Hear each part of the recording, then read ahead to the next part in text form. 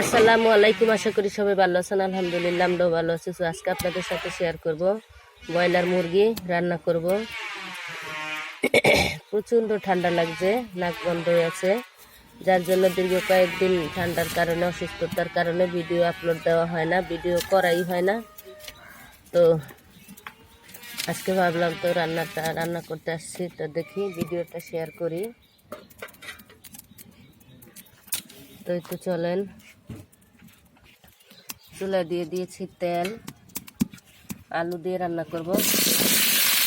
আলুটা ভেজে নিচ্ছি, চিকেনটা ভাজবো না, আলুটা ভাজবো। আলু ভাজার সময় আমি এখানে যে হালকা লবণ দিয়ে দিলাম,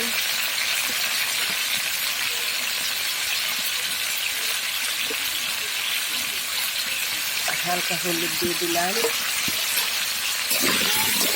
নেড়ে চেড়ে সুন্দর করে একটা সুন্দর কালার করে নিব। আর হ্যাঁ দেখেন, চিকেনের সাথে উপকরণগুলো আমি সব নিয়ে নিয়েছি। এখানে মরিচ, হলুদ, গরম মশলাটা আমি বেটে নিয়েছি, জিরা বেটেছি, আদাও বেটে নিয়েছি, রসুনটা খালি ফ্রিজের ছিল।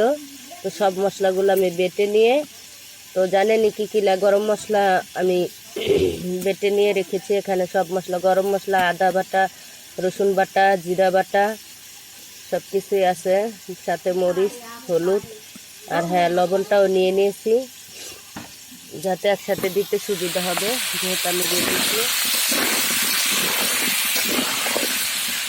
এই তো আলুটা ভাজা হোক। তো এই তো দেখেন, অবশেষে আমার আলুটা ভাজা হয়ে গেছে। এখন আলুটাকে আমি উঠিয়ে নিব। আলুটা উঠিয়ে নিয়েছি, এখন দিয়ে দিচ্ছি পেঁয়াজ।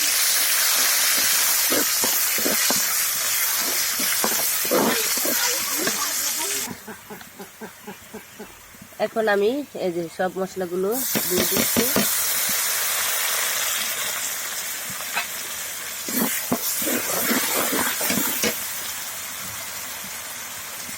পেঁয়াজটা হালকা ভেজে নিয়েছি।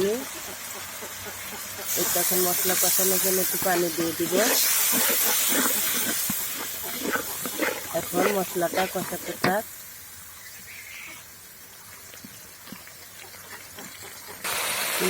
মশলাটা আমি হালকা কষিয়ে নিয়েছি। এখন দিয়ে দিচ্ছি ধুয়ে রাখা চিকেনটা। এই তো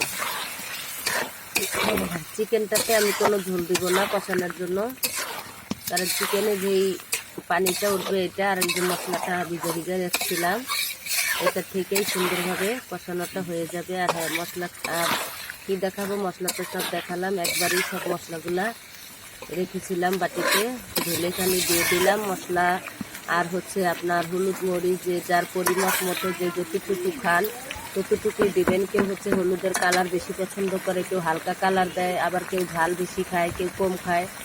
তো আমরা মোটামুটি মিডিয়ামটাই খাই, তো ওইভাবেই দিচ্ছি। এখন কষানোটা হতে থাক। কালারটা দেখেন কত সুন্দর, কারণ বাটা মশলার স্বাদই আলাদা।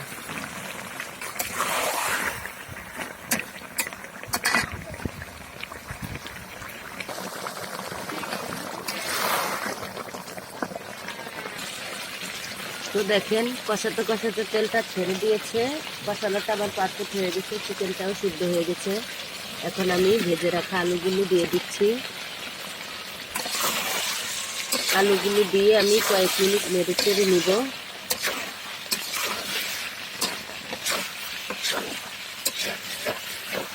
একটু লাগা লাগা হয়ে গেছে,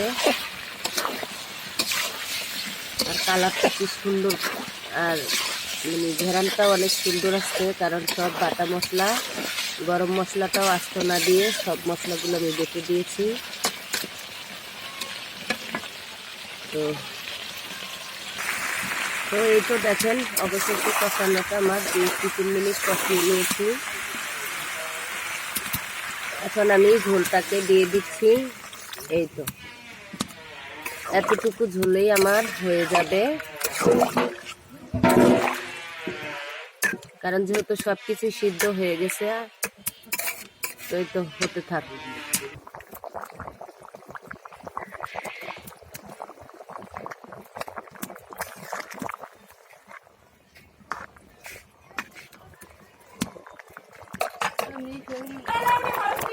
তো এই তো দেখেন এই পর্যায়ে আমি একটু জিরার গুঁড়ো দিয়ে দিব,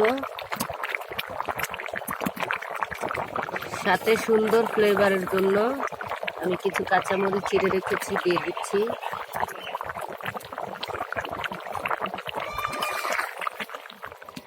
আর 2-4 মিনিট রাখবো, তারপরে নামিয়ে নেব।